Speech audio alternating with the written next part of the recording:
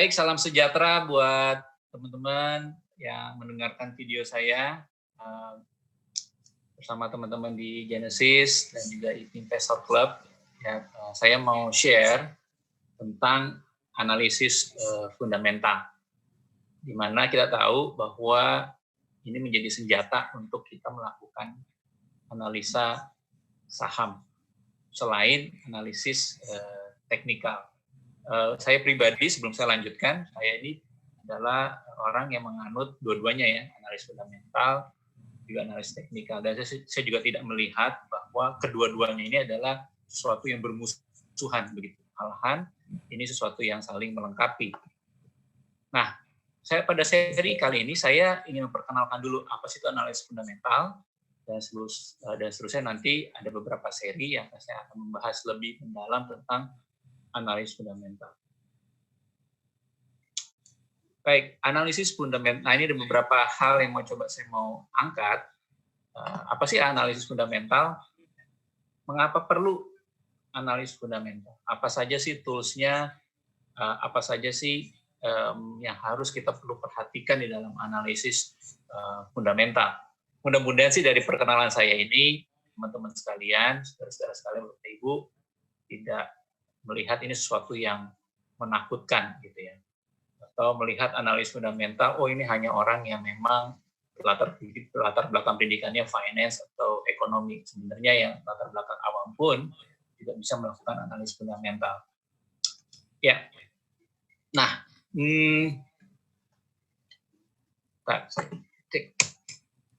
apa sih analis fundamental?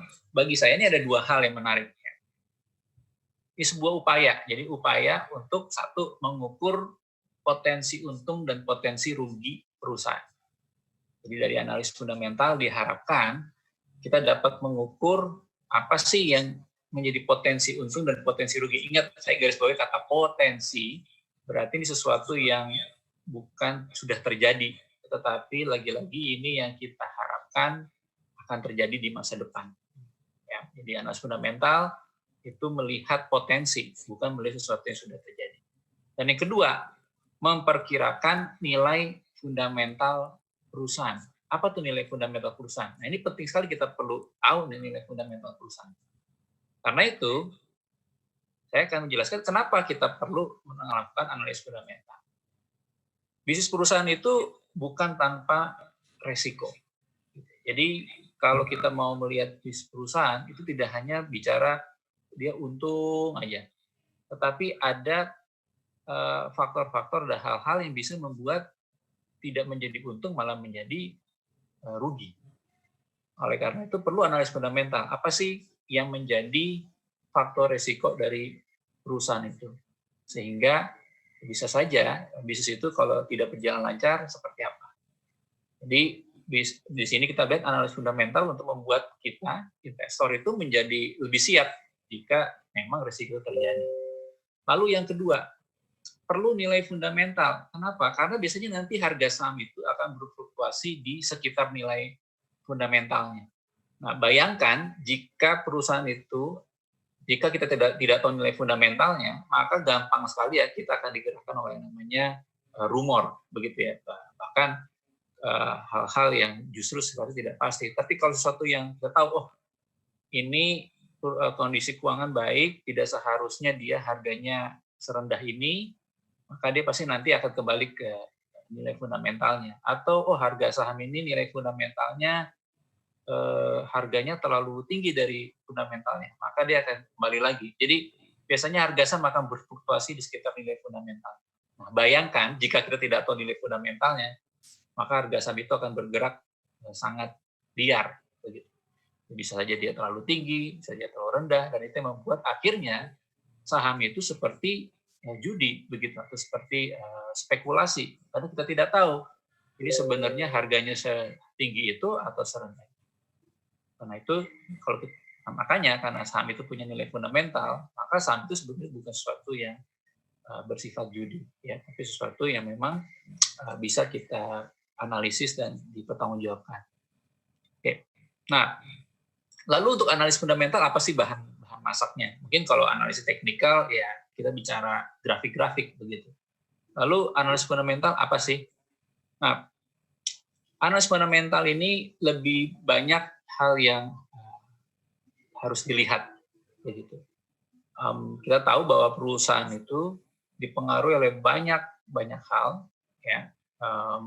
Seperti kita lihat sekarang, nah ini bagaimana harga-harga saham itu sangat dipengaruhi oleh kondisi perekonomian global, dan kita tahu ada pandemi global COVID-19 mempengaruhi bisnis secara keseluruhan, nggak hanya di Indonesia tapi di seluruh dunia, dan di seluruh dunia kena, dan Indonesia dan ternyata pengaruhnya sampai ke Indonesia.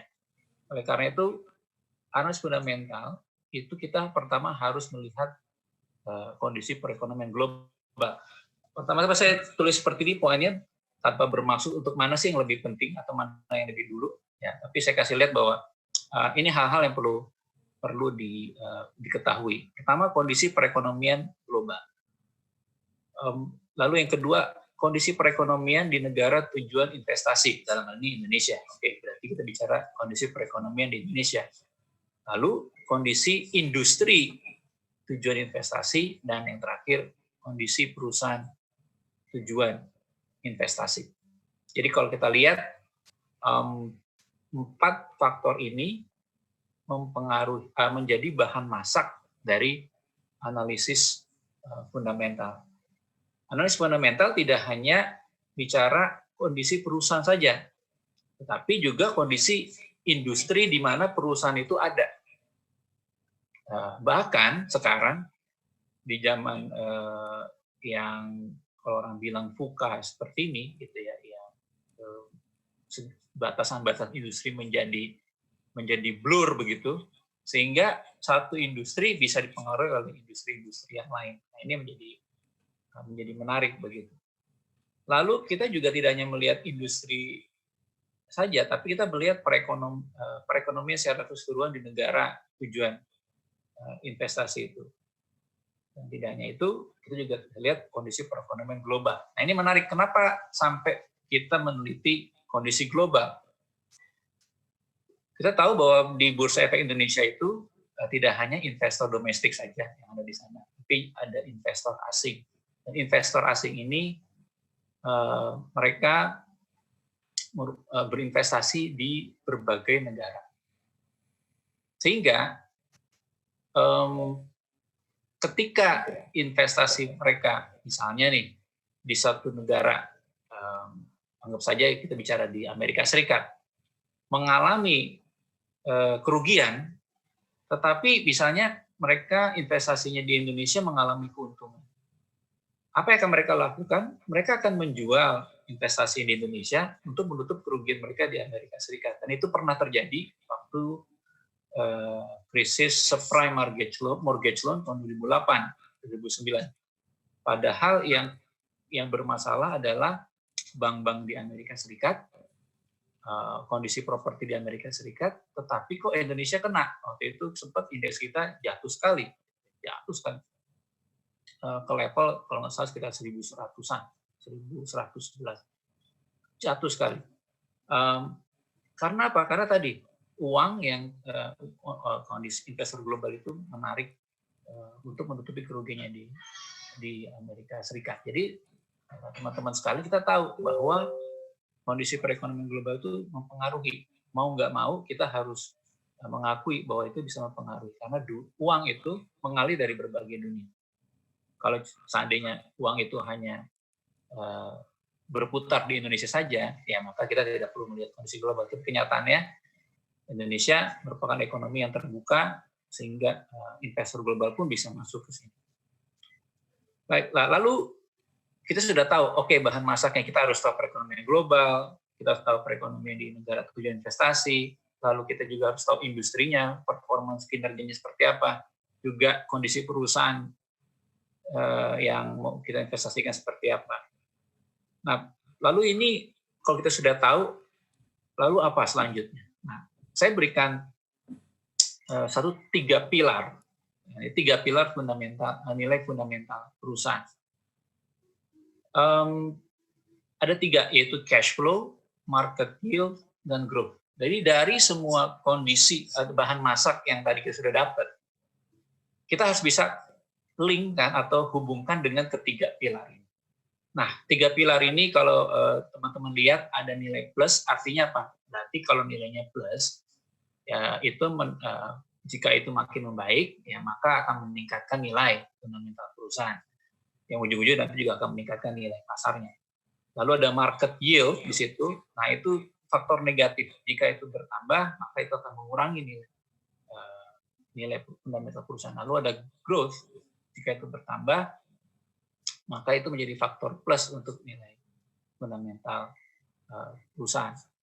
Nah, apa sih cash flow itu? Saya coba terangkan secara sederhana bahwa kita tahu bahwa ada pepatah mengatakan bahwa cash is the king.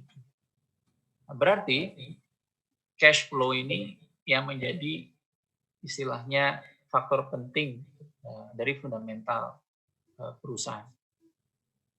Sebagus-bagusnya bisnis, pasti ujung-ujungnya kita pengen tahu dia ada cash flow-nya atau tidak. Kalau dia mengatakan bisnis ini bagus sekali tapi tidak ada cash flow-nya, ya buat apa? Jadi cash flow ini sangat faktor yang menentukan. Lalu saya lompat ke growth. Growth itu apa? Growth kita bicara profitabilitas di sini. Kita bicara jika perusahaan ini bertumbuh, begitu ya, maka tingkat growth-nya seperti apa? Berapa nilainya? Lalu yang ketiga, market yield. Nah, ini saya taruh di terakhir karena ini faktor negatif. Market yield. Apa itu sih market yield? Ini bicara tadi ekspektasi dari pasar mengenai return investasi untuk perusahaan tersebut. Dan karena kita tadi bursa saham kita juga terintegrasi dengan bursa saham dunia, maka market yield ini sangat dipengaruhi oleh ekspektasi investor global. Makanya, sebagaimana suku bunga di Amerika Serikat kalau naik, lalu kenapa di bursa saham di Indonesia terpengaruh seperti itu? Kita tahu bahwa kenaikan bunga di Amerika Serikat, maka akan direspon oleh Bank Sentral Indonesia dan akhirnya mempengaruhi suku bunga di Indonesia itu sendiri. Jadi ketiga pilar ini sangat penting. Nah, saya coba kasih contoh seperti ini. Bagaimana cash flow bisa mempengaruhi? Seperti misalnya sekarang terjadi global pandemi COVID-19, kita tahu, dan ini kita lihat secara khusus industri penerbangan, airlines. Karena pemberlakuan social distancing ya, dan banyak negara-negara yang melakukan lockdown, sehingga lalu ini membuat arus manusia dari suatu negara ke negara lain, dari daerah ke daerah lain terganggu, sehingga banyak sekali penerbangan yang ditunda, dan itu ujung-ujungnya apa? Ujung-ujungnya banyak penerbangan yang ditiadakan. Sehingga kalau kita tahu seperti itu, berarti kita memprediksi, berarti future cash flow dari airline industry tidak senormal yang kita perkirakan sekarang. Dan itu akan mempengaruhi future cash flow dari airline industry itu sendiri. Dan tentu kita lihat bahwa dari satu faktor aja cash flow menurun, maka harga saham airline industry menurun. Itu sudah lihat, pasar merespon juga dengan banyak airline industry yang turun harganya. Lalu untuk growth, contohnya apa growth? Nah, growth ini sangat dipengaruhi oleh profitabilitas. Yang ketika perusahaan profitabilitasnya meningkat, maka itu menjadi motor dari pertumbuhan dari perusahaan itu sendiri. Jadi growth sangat berpengaruh dengan profitabilitas. Cash flow bicara tentang kita perkirakan berapa uang yang akan didapat. Nah, market yield itu kita bicara imbal hasil, return dari investor kalau dia mau berinvestasi di perusahaan tersebut. Nah, ini dipengaruhi oleh banyak hal. Investor global itu kalau dia mau berinvestasi di suatu misalnya di Indonesia, tentu dia mempertimbangkan apa yang membuat dia mau investasi di Indonesia. Berapa sih yield minimumnya, berapa sih return minimumnya. Nah, kalau seandainya kita bicara satu pasar saham yang di mana investor banyak investasi sana, yaitu misalnya pasar saham Amerika Serikat. Apa sih membuat investor mau menggerakkan uangnya dari pasar saham Amerika Serikat ke Indonesia? Tentu lagi-lagi return-nya. Tentu mereka yang menginginkan return yang lebih tinggi di Indonesia sehingga mereka mau mengalirkan uangnya ke Indonesia. Kalau enggak ya mereka taruh aja di Amerika Serikat yang lebih pasti, lebih bursanya lebih established, lebih dewasa, lebih mature. Apa yang membuat mereka mau ke Indonesia ya? Karena return-nya lebih tinggi. Nah, return yang lebih tinggi ini ya yang akan menjadi beban buat perusahaan. Dan itu makanya yang akan kalau di dalam penilaian nilai fundamental ini menjadi diskon atau diskon rate dari nilai perusahaan sehingga membuat nilai perusahaan itu menjadi turun. Nah, ini 3 pilar ini perlu yang bagaimana ini bisa mempengaruhi nilai fundamental perusahaan.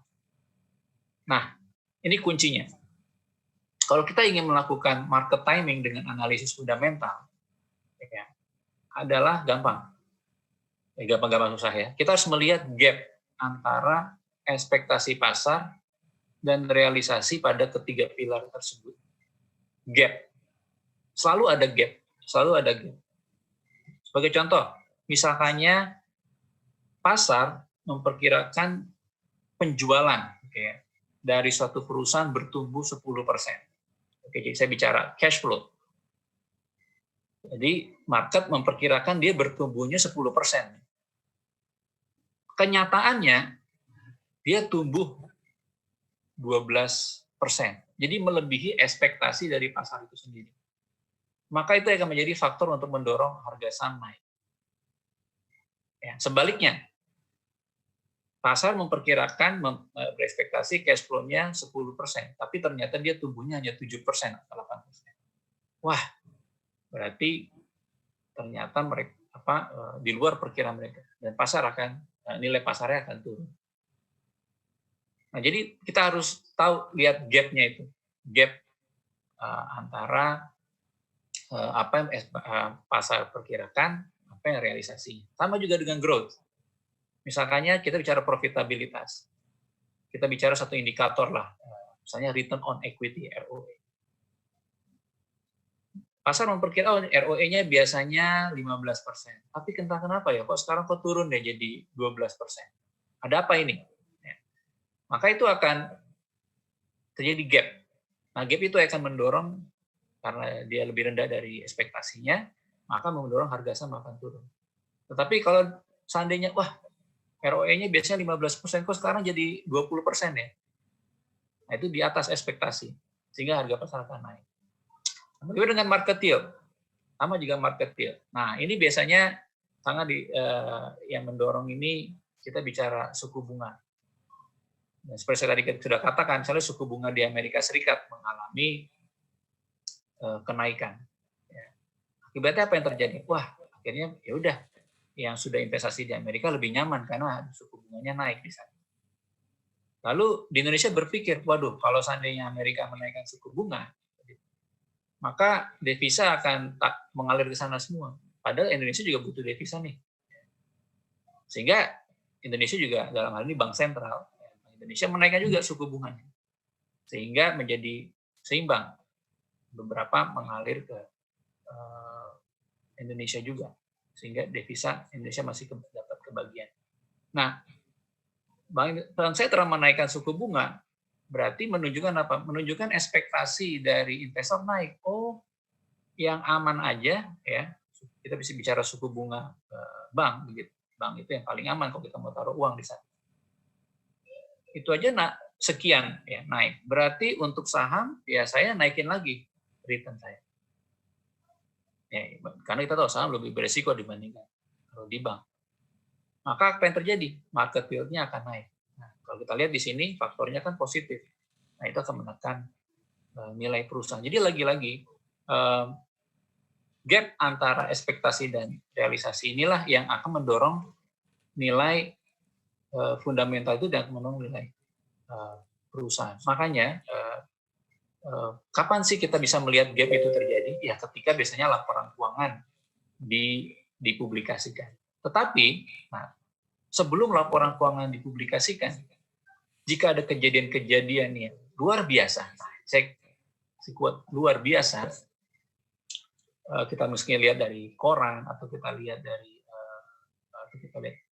informasi yang lain, ya, informasi publik yang lain. Sebelum perusahaan melakukan public exposure, kita lihat bahwa ini kan faktor yang terkait dengan perusahaan ini sudah mengalami seperti ini. Maka itu kita bisa melihat gap. Contohnya, global pandemi COVID-19 yang kejadian sangat mendadak ini. Perusahaan belum sempat melakukan public exposure, tapi kita sudah bisa memperkirakan bahwa ini nanti kinerja keuangan kuartal 1 tidak bagus dan nanti akan diikuti dengan kuartal kedua. Kita lihat bagaimana potensi bahwa akan banyak seperti kita lihat ya, otomotif, industri otomotif sudah beberapa yang menghentikan produksinya demi menjalankan kebijakan pemerintah, itu social distancing. Itu belum terlihat di laporan kuartal 1. Tapi karena kita sudah tahu ada berita seperti itu, maka kita bisa bayangkan bahwa berarti nggak ada produksi nih otomotif, nggak ada pemasukan. Berarti cash flow-nya pasti akan menurun. Dan hal yang seperti itu, berita-berita yang kita lihat seperti itu yang bisa mendeteksi adanya gap antara ekspektasi dan realisasi pasar di ketiga pilar tersebut. Itu yang saya bisa share kepada teman-teman sekalian bagaimana tentang analis fundamental. Mudah-mudahan penjelasan saya ini membuat teman-teman semua jadi tertarik untuk mempelajari lebih dalam tentang analis fundamental. Semoga bukan jadi makin menakutkan ya, tapi malah makin menarik untuk melakukan analis fundamental. Terima kasih untuk perhatiannya. Semoga bermanfaat.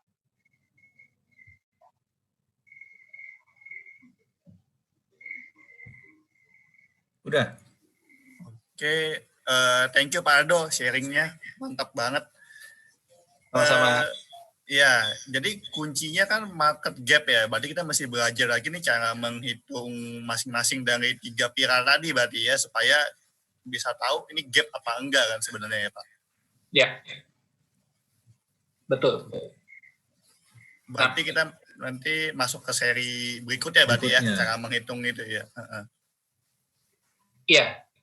Nah, di seri berikutnya kita nanti akan pelajari bagaimana membaca laporan keuangan. Nah, dari situ kita akan bisa juga melihat gap dari laporan keuangan. Oke. Gimana kok? Aku sih jadi penasaran, pengen tahu seri berikutnya sebenarnya. Cuman nanti kita atur waktu lagi, coba ke seri berikutnya. Kok Peter ada pertanyaan tuh?